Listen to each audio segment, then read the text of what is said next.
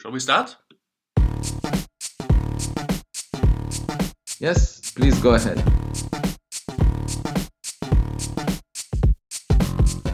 Professor Loeb, thank you for taking time today for our conversation about curiosity and the search of extraterrestrial life.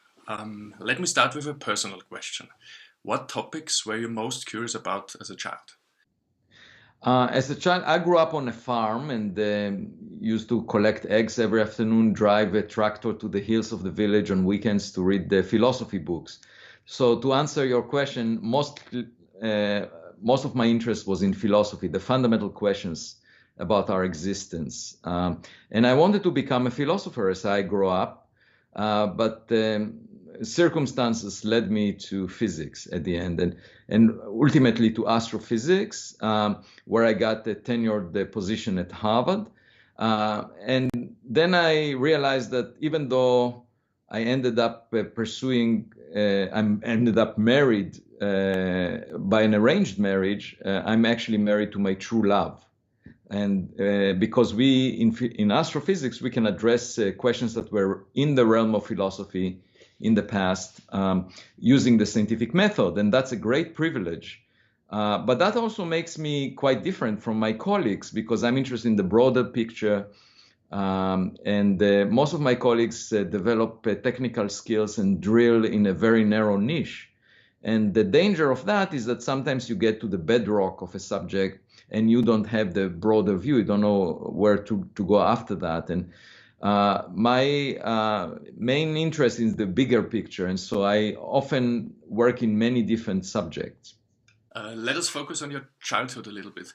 Today you're obviously grown up and still curious. What helped you to retain your natural curiosity up to now? So I thought always that life is about figuring out where we are because we are born into this world like actors put on a stage without a script. We don't know what the meaning of life is. And of course, one thing, immediate thing that you want to do is find out whether there are other actors on the stage, and that is the content of my book, Extraterrestrial. But beyond that, if you ask yourself, what are we doing here and why are we on this stage? That is a very deep and important question. And by the way, it's the first question I would like to ask if we ever have contact with an alien civilization. My worry is that they will be silent because there is no simple answer. All of the goals or ambitions that we have are confined to the Earth. And that's obviously within a billion years when all the oceans will be boiled off on Earth by the sun as it warms up. All of these ambitions will mean nothing pretty much because nothing will be left. So it's temporary, even though we tend to think that our ambitions have some bigger meaning, they don't. And I think the one thing to appreciate is that we are a small player in the big picture. We are on a planet that is out of 10 to the power 21 planets, similar to it in the observable volume of the universe, more than the number of grains of sand on all beaches on Earth. And moreover, we live only for one part in 100 million of the age of the universe. So we are really witnessing a tiny bit of this play that we are participating in. So first of all, we should be modest. That's the fundamental thing, that if you are modest, if you realize, that you don't possess much, then you are more curious and open-minded. And, that's pretty much the approach of a child that tries to learn, a child that doesn't know much and tries to learn. And starting from a modest point of view is really the fundamental premise. And I try to keep that because that's the fun about, living, trying to understand what we are doing here, where we are.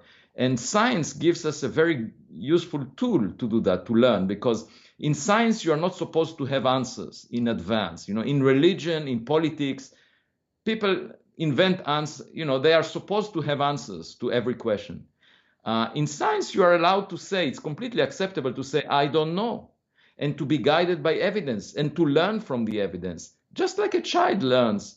And that's why, I find that keeping my childhood curiosity is really a key for my life, because I enjoy it. And, if you are guided by other things like the number of likes you have on Twitter, you are often disappointed by people not giving you the respect that you expect them to give you and so forth. If you manipulate what you're doing just in order to be liked, this is not really a satisfactory path to happiness, because you will never be happy if you depend on other people. The only way to be happy is if you define for yourself what your inner compass tells you, what is the thing that you enjoy doing. And to me, the most enjoyable thing in life, I mean, you can enjoy good food, you can enjoy company of friends, and that's okay. But I think that the one thing that makes us different from animals, in the biggest way, is the ability to understand, the environment that we live in. And that understanding is what, is a gift that nature gave us and that science allows us to employ. And anything else is completely, temporary or not really a path to happiness. And so I really enjoy learning, and I'm not worried about making mistakes. I'm not trying to be liked. I'm trying to do the right thing. Let's put it this way. And it was always like that. And, sometimes I will not deny it. Sometimes I'm wrong. I make mistakes. Sometimes, things come out differently than I hoped they will come out, because I'm not perfect, but at least I'm very happy doing that, you see. And for example, just to give you an example, when the pandemic came along a year ago, it was in a way, it was some circumstances that make a lot of people unhappy and depressed, and because you don't have the social contacts. For me, I wake up at 5 a.m. every morning, go out for a jog in the company of birds, ducks, and rabbits. And whether it snows or whether it rains, I don't care. I just go out and enjoy nature. And then I have the entire day for my creative work, because I don't depend on people. You see, I don't get my happiness from interact. So I just have more time for creative work. So this year was the most productive in my career, basically, in terms of my ability to create. And of course, when we come back to normal, then I will be happy interacting with people. But I don't depend on that. It's not as if, and I took that from my childhood, and I sort of protected myself from all the other ambitions, from the ambition to be liked by others, and it was not easy, and it's still not easy, because I get into like a lot of feedback, a lot of pushback from people about my book, about my latest views. But I don't really care about it, because I enjoy understanding what is around me, just like a child. And so that's what I took from my childhood. You talked about interacting with other people. Were there any people who triggered your thinking about extraterrestrials? No, I worked in other areas of astronomy before, and I was just driven into this subject over the past, since 2017, mainly as a result of Oumuamua, but even before that, I started getting interested in the subject of the search for life, both primitive life and intelligent life, and just learned it for myself and wrote a lot of papers on it. By now, more than 100 papers on the subject, and so I just, in addition to my popular level book, I have a textbook of more than 800 pages written with my former postdoc Manas Villingam, to come out in June 2021, in just a few months. So I find this subject fascinating just because it's the most important question that will have the biggest impact on society in science, in my opinion. Yet at the same time, it's underfunded, compared to other research programs. Just to give you an example, there is a search for dark matter, which is most of the matter in the universe. We don't know what it is. We give it a label dark matter. And there were various types of particles that were proposed as the dark matter in the universe, and there were searches for them that were funded at hundreds of millions of dollars, and nothing was found. Of course, whenever you work at the frontiers, there is a risk that you will not discover something, and that's acceptable. That's part of the mainstream, and that's fine. But at the same time, the search for technological signatures of things like us is funded at the federal level by a factor of 1,000 less. And you ask yourself, how is that possible? Because if we understand that dark matter is an axion or a weakly interacting massive particles, that will have zero impact on our daily life. But if we find that Oumuamua was a technological relic, that would have a huge impact on society. Or if we find other objects like it, And therefore, that's what I mentioned in my book as Oumuamua's wager, that the significance of such a discovery is so great that you cannot ignore it. You cannot just dismiss that possibility and say it's always rocks, it's never aliens, because that would be just like, a caveman presented with a cell phone and being used to playing with rocks all of his life and just saying, it's a polished rock. Because if we are not open-minded to discover wonderful things, we will never discover them. What is the reason for such a prevailing conservatism in the natural sciences? Well, so that's an excellent question. So there are several aspects to it. One is the desire of the academic community to distinguish itself, to elevate itself above the public, and the fact that there is science fiction and reports about unidentified flying objects that are not up to the scientific standards. And so first of all, I don't think that science should be elevated. I think science should be a way of life, that it should be available for the public to understand, even when most of the time science is work in progress. We don't have enough evidence to decide between different interpretations. That's what most of the time we are facing, and the public should understand that science is not certain, that there are various possibilities, and until we have enough evidence, we are not sure about, because that's the usual experience. When you have a problem with the pipe at home, like in the basement, you're trying to figure out with a plumber what the problem is, then there are often multiple reasons that could explain it, and then you try to find more clues, and eventually you hone on the right explanation and you fix it. So it's exactly the same way in science. It's a matter of common sense, finding the right answer based on evidence, being guided by. And if the public understands it, there is nothing wrong about multiple interpretations when the evidence is not clear cut. And many of my colleagues say, no, we should never discuss it with the public until we are absolutely sure about the explanation. And the problem with that is you arrange a public announcement, and then a few months later, it turns out that some of the assumptions that were made in that public announcement are wrong, and then you have to retrack it. And it looks completely unhealthy. Also, it looks as if you are a lecturer in a class to students, and the public is students, and they should accept whatever you feed them. And that is not the right attitude.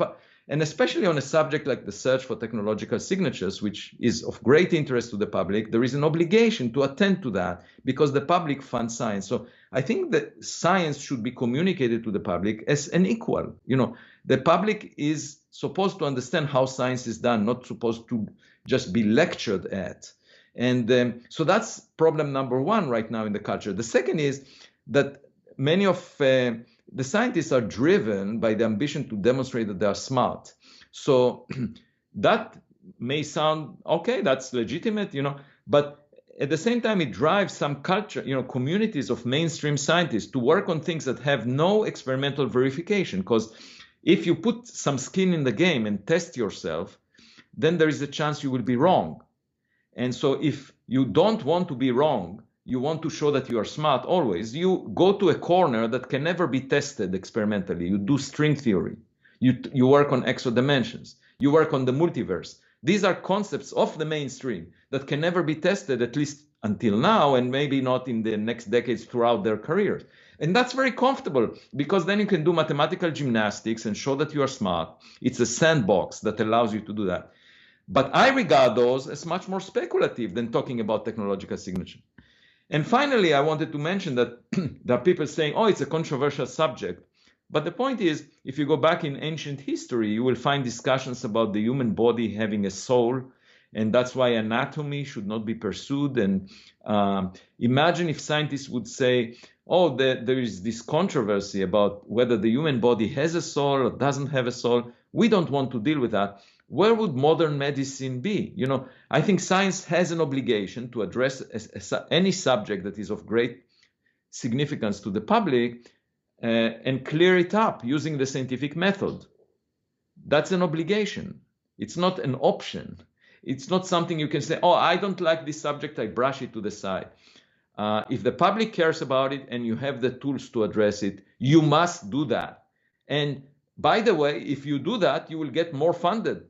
So I just don't understand the current psychology, the current atmosphere that we were talking about. You're saying one reason, because most of your colleagues reject the hypothesis about Oumuamua, is because of their ego. Yeah, well, that's related to that, yes. I would definitely associate it with that. And by the way, when my daughters, there is another aspect to the ego, and that's true not just to scientists, but to everyone. When my daughters were young and they were at home, they tended to think that they're the smartest. And then when we brought them to the kindergarten, they met other kids. They realized, oh, that may not be the case. That was a psychological shock. And if I asked my daughters at that time if they prefer to stay at home or go to the kindergarten, they would say stay at home, because that way they can maintain their illusion. And so the resistance to even considering the possibility of other technological civilizations is, in my mind, a reflection of that tendency to believe that we are special, unique, and privileged. And most of the stars formed billions of years before the sun. And we know that half of the sun-like stars had a planet the size of the Earth, roughly the same separation. So if you arrange for similar circumstances, you might as well get a similar outcome. And I think it's much more likely that there were civilizations, technological civilizations, billions of years ago. Most of them are dead by now. And all we need to do is space archaeology, search for the relics they left behind, just like the relics of cultures that existed on Earth. And by the way, someone sent me an email yesterday quoting Immanuel Kant. It turns out that he argued, he was willing to bet everything on the existence of life on other planets around other stars. So I'm very happy. I didn't know that, but I'm very happy to be in that group of people that includes Immanuel Kant. Have you ever faced that much headwinds before in your career? No. So I should tell you how much turbulence I encountered over the past couple of months. It was since the beginning of January. I had until the beginning of, or the middle of March, which is about 2 months, I had about 350 interviews, which meant from 8 a.m. to 7 p.m. most of the days back to back. Which was only possible as a result of the pandemic, because otherwise I would need to travel to studios, to travel to book events, and that would consume like 80% of my time. And so it's not possible to do such a thing without doing it in front of a screen at your home, because I would go from an interview in Spain to an interview in South America, and to an interview in Portugal, to an interview in France, in Russia, in Kuwait, all places around the globe, and that within one day, doing all of that. And that would not be possible under normal times. And also it's an unusual experience, because I don't think there is a politician or an entertainer that went through so much within such a short period of time, because there was a huge interest in the subject. And some of the interviews, like there was a video on Vice News just posted a couple of weeks ago, and within a week it got 1.2 million views, which is like 3 times or 4 times the number of views on the discovery of the Higgs boson that took place 9 years ago. So there was a huge and that was one of my objectives to. I told the publisher that I'm writing this book with the hope that there will be one person worldwide that will decide to become a scientist after reading the book. And I actually got an email from Malawi in Africa from a woman that said, yeah, I read your book and it's great, and I may want to become an astronomer. And I told her the story about my interaction with the publisher. And I said, are you the one? Are you the person that will become a scientist as a result of reading my book? And she said, maybe. So that made me satisfied already. And I got an email from Columbia in Latin America from an undergraduate student saying that hearing about my work changed her life. And I got from a lawyer in Palo Alto. I get a lot of emails like that where people really, I mean, there are different parts of the book that appeal to different people. You know, one of them is the search for technological signatures and the fact that Oumuamua, this object from 2017, may be one such object. And the second is the current culture in science and the fact that it resists a subject that is of such great interest to the public. I think the public is starved on this subject, and that's the reason for the great interest. How has the scientific view of the possibility of extraterrestrial life changed over the last decades? Well, so the funding for the search for technological signatures increased a little bit by a factor of a few, you know, but what I'm talking about is a factor of 1,000 increase that is needed or even more. And that definitely didn't happen. And the other thing is the community that used to work on this subject, they're really afraid. So when I come out and advocate for much more funding, they're worried that it would reduce the little bit that they're getting even more because of the resistance to the pushback against what I say. And it's very paradoxical to me, but you know, when you see someone that is not treated right, and the community of that searches for extraterrestrial signals not treated right, and you come to help that one, then you know, I think you see that also in other contexts, that community is worried that the situation will get even worse as a result, and that so you know, a victim often thinks in a completely different, it doesn't want to be saved, so to speak. And I find that really remarkable that I don't get their endorsement as much as I should, and because I'm basically trying to bring this up to the mainstream, you know, and so I very much hope. I mean, my goal is that the young generation that will change the situation when it enters the halls of academia, because it doesn't come with a prejudice, doesn't come with a baggage of history. And you know, just like I maintain my childhood curiosity, and you might say I'm a little bit naive in that way, you know, I'm hoping that the young people will make a difference, will bring a better future.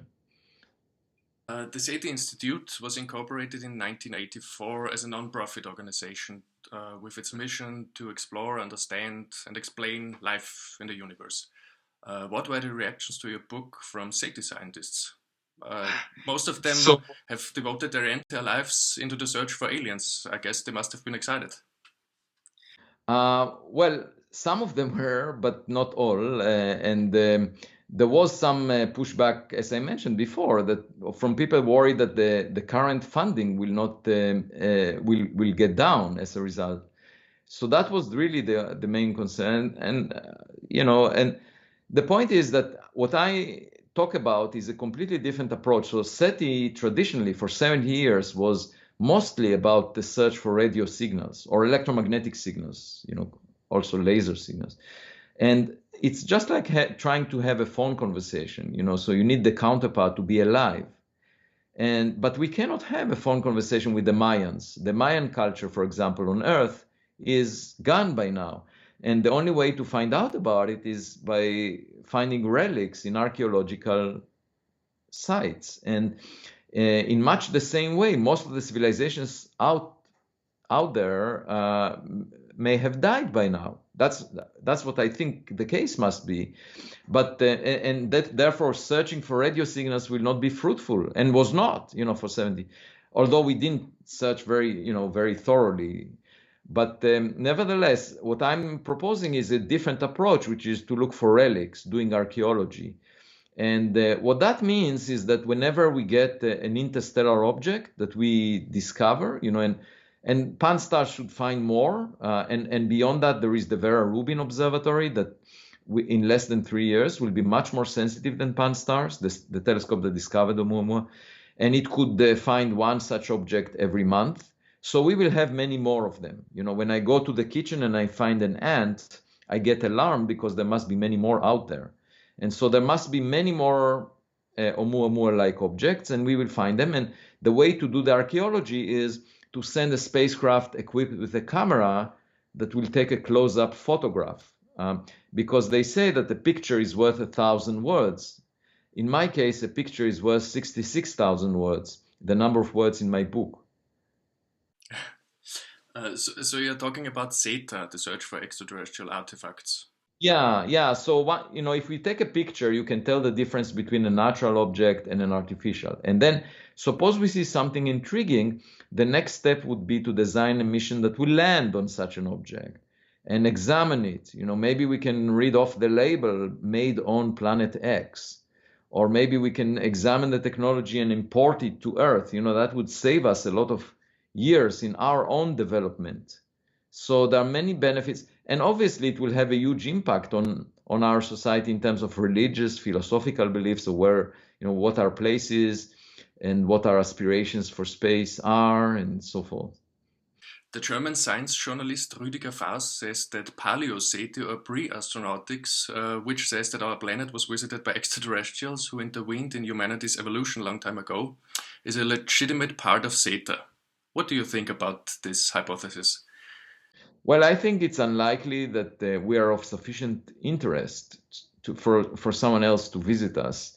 When I met my wife, she had a lot of friends that were waiting for Prince Charming on a white horse to come over and make them a marriage proposal, and it never happened. I think it's presumptuous of us to think that we are that important and interesting for someone to visit us, because most likely there were billions of things like us in history of the Milky Way galaxy, because most of the stars formed billions of years before the sun, and so we are just like ants on a sidewalk. We are one out of many, and I don't think that we are that intelligent. We only developed the technologies over the past century or so, and before that we were pretty uninteresting, if you look at human history. So I don't think anyone came here or will show interest unless, of course, we send out signals without being careful, and then there is the risk of a predator coming to visit us. We already sent out for a century radio signals, and it's possible they detected it already within 100 light years. But if they use chemical rockets like we used in Voyager 1, Voyager 2, New Horizons, it would take them 1,000,000 years to traverse 100 light years. So we still have time, but we were not careful. Now, I don't think that they visit us. And by the way, just 2 comments. Most of the stars are small. They emit infrared radiation. They are dwarf stars, smaller than the sun. And if there are any creatures next to them, they must have infrared eyes. I actually taught a class on Monday in which I asked the students if they know about any animal that has infrared eyes on Earth, and one of them came up with an image of a shrimp in the deep ocean that has eyes that look like ping pong balls that stick out with a cord connected to their head, and that looked like an alien actually. So think about all these interstellar tourist agencies. If they would never advertise the Earth as a desired destination, because all we can offer in our vacation sites are green grass illuminated by visible light, and they are used to, and that would hurt their eyes, this visible light, and they are used to dark red grass in their homes. So they will never come here. We have to go there and entice them to come here. The hypothesis I mentioned was made popular by Erich von Däniken in 1968. That's right. Yes. Have you read any of his books? No, I didn't, but I did get his best regards through a journalist. He's still alive, And also, he was quoted in a New Yorker piece about my book, a review of my book. He was asked about it, and he was very supportive. I didn't, as a child, his book appeared when I was very young, and it was controversial at the time, the claim that they visited, or that there is some evidence. Obviously there is no scientific data that directly indicates, that validates his views, although it's possible. But so I haven't, I've been focusing mostly on scientific research in recent decades, so I haven't read the book.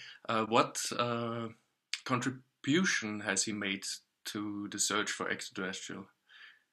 Well, I think any discussion of his type or of science fiction, even though it's not rooted in scientific evidence necessarily, is important in the sense that it expands our imagination. So very often in science, you have to imagine things before you discover them, because otherwise you're not searching for the right things. Just to give you an example, astronomers, when I was a postdoc several decades ago, and it turns out someone showed me images in the Astrophysical Journal that had giant arcs around clusters of galaxies, and people just ignored them. They just saw these arcs and didn't make much of them and said, oh, maybe it's an artifact. We don't know what it is. They didn't care about it. Then in the 1980s, it became fashionable to discuss gravitational lensing. And suddenly people said, oh, well, maybe we can explain these arcs as lensed images, stretched up images of background galaxies. And then it became a whole frontier called gravitational lensing of background galaxies by clusters of galaxies that stand in front of them. So the force of gravity bends the light rays that come from the background source, and then you get stretching of the background source into an arc, which is beautiful. You can find things that are very far away. So you're using a natural lens that nature provided us with.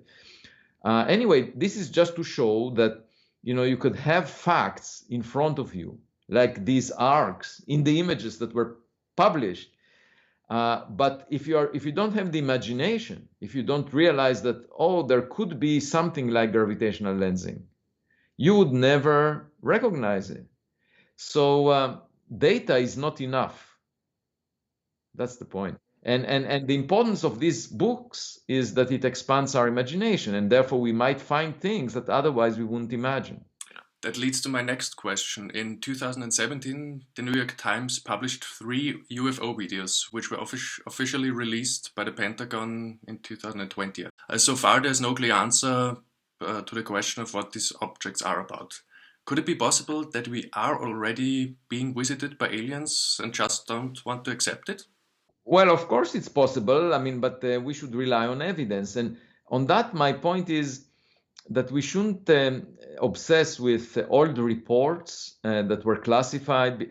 They were classified because there was a question of whether they are of national security importance, because, for example, if the Soviets or the Chinese have equipment that is spying on the US government wants to know about it. So at first you want to examine these unidentified objects and try to figure out if they are related to espionage or some other reason that other nations are using technologies that the US government is not aware of. That's the first, and that's why it would be classified.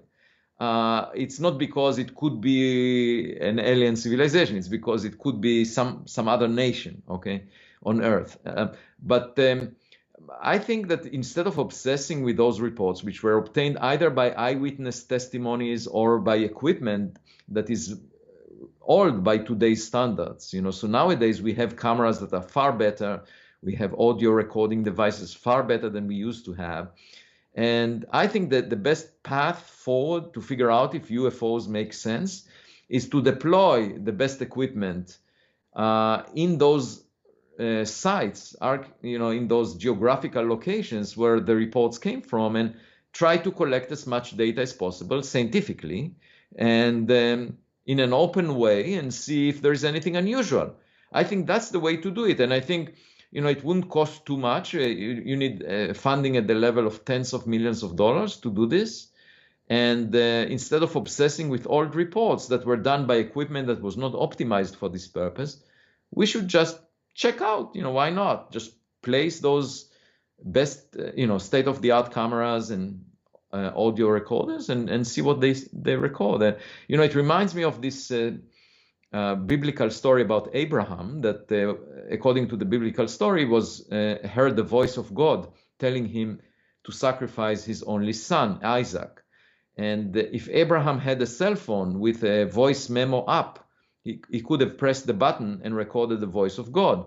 And then all of us would believe the story. But instead, we have to rely on eyewitness testimony in a biblical story, and you either believe it or not. That's not the scientific approach. The scientific approach is things must be reproducible. Okay, so you need to be able to reproduce the evidence somehow.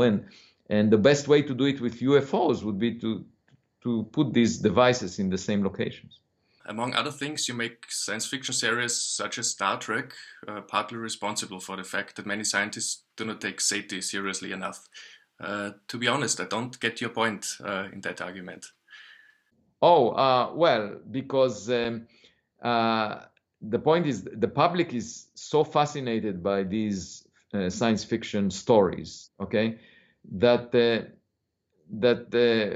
are all kinds of false notions being promoted. Like people say that they were abducted, or people say that they saw a flying saucer, and so there are lots of those reports, okay? And then the scientists don't want to be connected to such reports, which are not credible. Frankly, a lot of people that are not really, how should I say, reliable, talk about things that happen to them that are unusual and try to argue that it must be aliens. So as a result of people saying it must be aliens, that something happened to me, the scientists shy away from it like, as if it was radioactive, this subject, and say, we don't want anything to do with it because it's controversial. Because there are all these people claiming that they were abducted, people claiming that they saw a flying saucer, and these are unreliable people. We don't want to be part of that discussion. And that's what I was talking about before, that, the fact that people said the human body has a soul and it was a controversial subject doesn't mean that we should shy away from it. We should be brave enough to say, okay, there are people saying nonsense about this subject. There are people that said nonsense about the COVID-19. Even distinguished politicians said nonsense about COVID-19, right? And so does that mean that we shouldn't have developed a vaccine? No, we should just ignore the nonsense, use the scientific method, and address the same subject in a fair way that is clear and clarify, the facts and look and be guided by evidence. And that's the way forward, rather than worry, this subject is controversial. We don't want anything to, that is not a courageous approach. That's not the way science should be done. Science should address any subject in using the tools and the scientific method. But don't you think such series also have inspired many scientists around the world? Obviously it has benefits and it has faults. So if you're asking whether I think it's good that it exists, yeah, I think it's good that it exists, but I think what is not good is the response of the scientific community to the fact that it exists. Okay, so I think we should embrace it. We should say, great, it's good to have this as part of our culture. But at the same time, we scientists are guided by evidence, and we are willing to collect the evidence rather than we don't want to deal with it. We don't want to collect the evidence, because that would lead, as I say, extraordinary conservatism leads to extraordinary ignorance. Because you're not collecting the evidence that could teach you what reality is like. In the sense of searching for other civilizations, we may be surrounded by them. It's just like living on a street and you have neighbors. But if you stay at home and you're saying, I don't want to hear about those neighbors, I don't want to look for them, you will never find them. And you might say, okay, well, maybe that's good. No, but it's not good, because scientific information gives you a better perspective. Then you can decide what to do. But information is always good. Obviously, my daughters, when they went to the kindergarten, they felt uneasy about it. It took them out of their comfort zone. But I think it's important information that they got to learn that there are smarter kids out there. That's important. That will shape the way you behave in the future. And I think scientific knowledge and information is always good. At the end of our conversation, let's take a look at our civilization. Due to several factors like climate change, pandemics, poverty, wars, humanity is at a crossroads. Either we can get it done and live on, or we destroy ourselves. Slower, faster, it depends on the type of self-destruction. Will we manage to get the right track?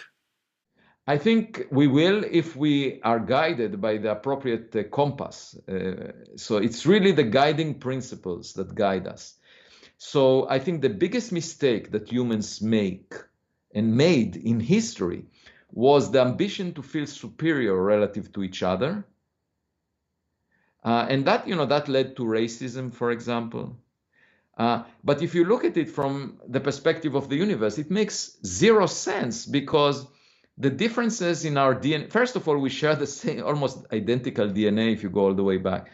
But the color of a skin has zero, connection to the qualities of a person. All these notions that we are superior relative to another person because of this or that, they are completely misguided, and they lead us to very dark places, including killing other people and going into wars. And, the rivalry between nations is also not, well-founded, because we should cooperate. We should work together towards a better future.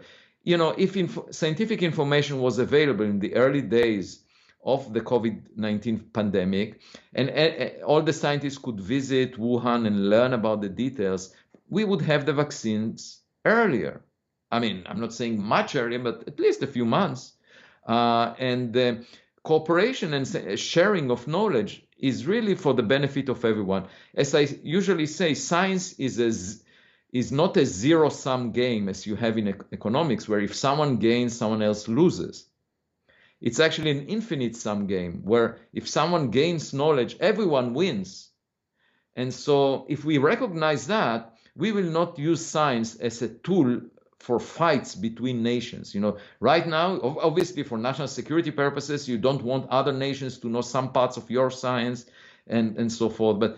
But if we give up on this idea of, feeling superior, winning wars, all fighting with each other, and work together, we would have much more prosperity. We would have much better future, because we would embrace science for the benefit of everyone.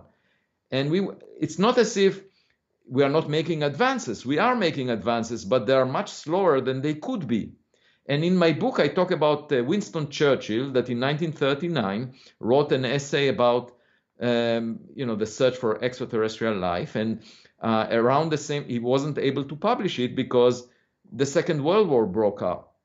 And he was engaged as a prime minister, drafted as a prime minister to fight the Nazi regime. And the point is that a lot of resources were wasted in the Second World War for no good. What good came out of that? People were killed, a lot of money was wasted, a lot of devastation. And if the same amount of money and effort was dedicated to address what Churchill regarded before the war as an important scientific question, are we alone? Perhaps we would know the answer by now. So my point is, we can make much more progress. We can avoid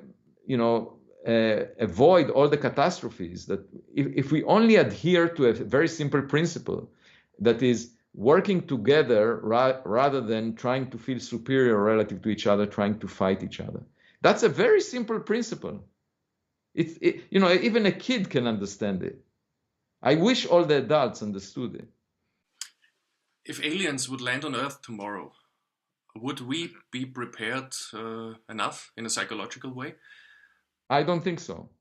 And partly it's because of the denial, the fact that people always reject this, and including scientists, reject this need to think about this question. And so obviously when you don't think about something, when you ridicule it, when you push it to the side of science, it will come as a surprise.